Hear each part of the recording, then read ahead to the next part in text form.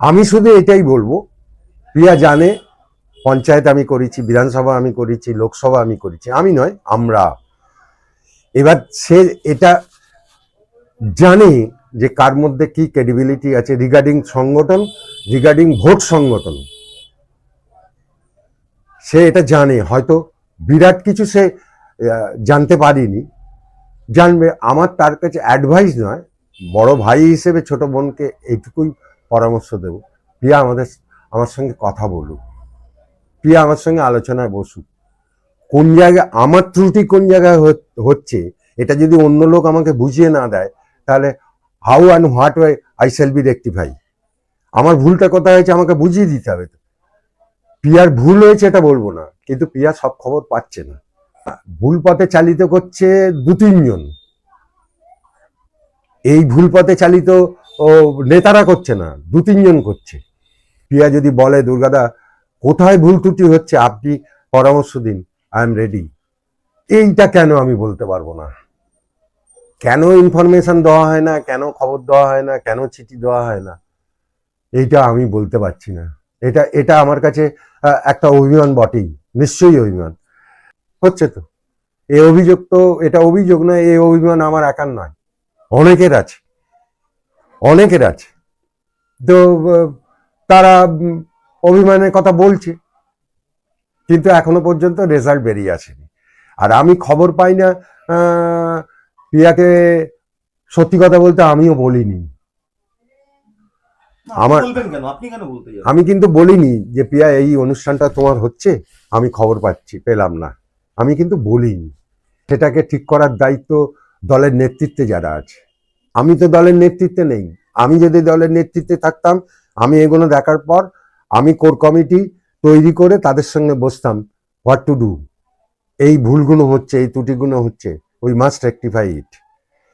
At the edge of 72-73 পাড়া সমাধান এবং দুয়ারে সরকার আন্দোলনের এমন কোনো বুথ নেই যে বুথে আমি হাজির হইনি। এখন এটা যদি কেউ বা কারা জোর করে আমাকে অসম্মান করে, আমি ঢোল বাজিয়ে বলবো আমি কেন সিনিয়র লোক, আমি কেন সম্মান পাবো না? আমি ঢোল বাজাতে রাজি নয়। কিন্তু অভিমানের জায়গাটা হচ্ছে, কাজ হচ্ছে, কিন্তু অ্যাজ এ টিম যেটা বলে, যেটা মমতা ব্যানার্জি আমাদের তৈরি করে দিয়েছিল, সিমিলারলি সাঁকরাইলেতে প্রিয়া যথেষ্ট পরিশ্রম করছে, কিন্তু আমরা যারা পুরনো লোকেরা আছি, আমরা যে তার পাশে গিয়ে সবসময় দাঁড়িয়ে তার সঙ্গে দৌড়বো, সেইটা পাচ্ছি না মানে কি কারণ সেটা আমি জানি না। এটাই অভিমান। আমাকে নেতৃত্ব বলেছে তুমি 5 থেকে 6 দিন চুপ করে থাকো, কোনো কথা বলো না, এক। আর দুই, যেদিন তুমি বলবে সেদিন আমরা তোমার সাথে থাকবো। তো আমি নেতৃত্বকে অবজ্ঞা করে আমি কোনোদিন দল করিনি, আজকেও দল করব না। নেতৃত্ব যা বলবে সেটাই আমি মান্যতা দেবো। আমি শুনু, অরূপ রায়, সমীর পাঁজা, পুলক রায়, রাজা সেন এবং তার সর্বোপরি মমতা বন্দ্যোপাধ্যায়, এদের সঙ্গে আমি বেইমানি করতে পারবো না। কারণ 40-42 বছর একসঙ্গে এক পথেতে আমরা হেঁটেছি, আজও হাঁটছি। আমি অন্যায়ভাবে, আমার অভিমান আছে বলে তাদেরকে সম্পর্কে বাজে বাজে কথা বলার, আমি এটা পারবো না। না, যোগ্য সম্মান পাচ্ছি না, কেন পাচ্ছি না সেটা ঠিক করার দায়িত্ব দলের উচ্চ নেতৃত্বের, আমার তো নয়। আমার ক্রেডিবিলিটি আছে কি নেই দল ঠিক করবে।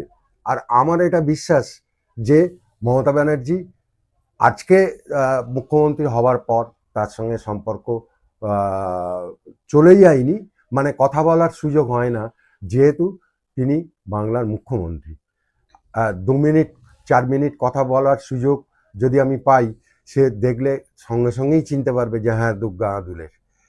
সিপিএম যাদেরকে পিটেছিল তাদেরকে যদি দলার দায়িত্ব, তার সব কিছু দায়িত্ব আমার নেত্রী মমতা বন্দ্যোপাধ্যায়। তিনি কেন নিয়ে এসে দায়িত্ব দিয়েছেন, দল তার তৈরি করেছেন তিনি, তার কথাই শেষ কথা। সুতরাং তিনি যদি মনে করে থাকেন এরা এলে দলের উন্নতি হবে, নিশ্চয়ই ভালো বুঝেছেন। প্রিয়া এখনো ঠিক বুঝে উঠতে পারছে না তার ড্রব্যাকটা কোথায় হচ্ছে। এবার সে যদি বলে দুর্গাদা একটা দিন আমাকে 1/2 ঘন্টা আমি আপনার সঙ্গে কথা বলবো, আদুলে আসার দরকার নেই, আমি তার বাড়িতে যাব, কারণ আমি তো চষা ছেলে। প্রিয়াকে ভুল তথ্য দিচ্ছে, প্রিয়া সেটা জানে না, তাকে সাইডে নিয়ে ঘুরছে,